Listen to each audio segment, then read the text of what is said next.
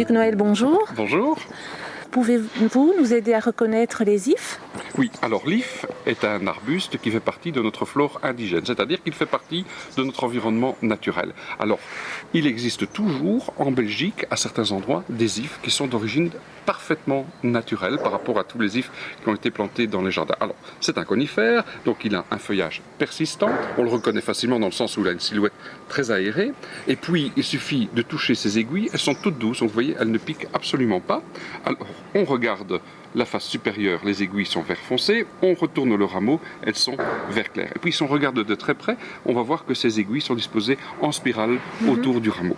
Alors cet if, il est cultivé dans les jardins depuis très longtemps parce qu'il a beaucoup d'avantages. C'est un peu comme le buis, il assure une présence permanente de par ce feuillage vert et surtout l'if, qui se plaît très très bien à l'ombre, supporte parfaitement la taille. Ça veut dire qu'en le taillant, eh bien, il va perdre sa forme lâche, il va concentrer son feuillage et on va pouvoir former des taupières. Donc on peut avoir des haies d'if qui ont une belle forme rectangulaire, on peut former des structures, donc des cônes, on peut former des carrés et on peut même se lancer dans la sculpture végétale et créer même des formes selon sa fantaisie.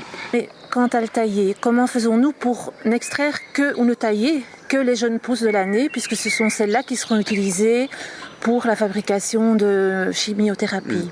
Alors, à partir du moment où on a une haie stricte, ou un sujet en taupière, donc par exemple un cône ou un rectangle, eh bien, la pousse qui va se former, donc qui va faire en sorte que la structure va perdre un peu de sa netteté, que ça va devenir un peu plus touffu, c'est la pousse annuelle. Donc si on ne coupe que ça, on est certain d'avoir la pousse de l'année. Alors si on a un arbre qui est un peu plus libre, eh bien il faut observer. Donc au bout de chaque rameau se trouve un bourgeon qui effectue la pousse annuelle. Donc c'est ce bourgeon qui produit la nouvelle croissance. Alors on voit ici très bien sur ce rameau que voilà, depuis le printemps, l'if a formé cette nouvelle partie ici. Donc une nouvelle tige avec de petits rameaux secondaires. Et ça se voit très très facilement parce que ce rameau est encore vert, il est souple, donc il ne s'est pas encore transformé en bois. Donc ça c'est la pousse de cette année.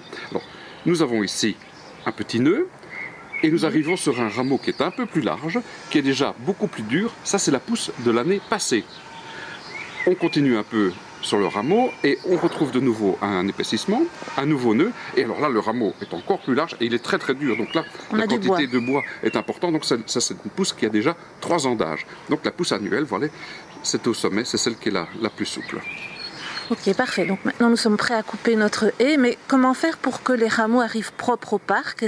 Vous avez des petits conseils à nous donner? Oui, alors effectivement, si lors de la taille on laisse tomber ces rameaux sur le sol, il est clair qu'en les ratissant, on va prendre de la terre, on va prendre d'autres déchets du jardin avec le râteau.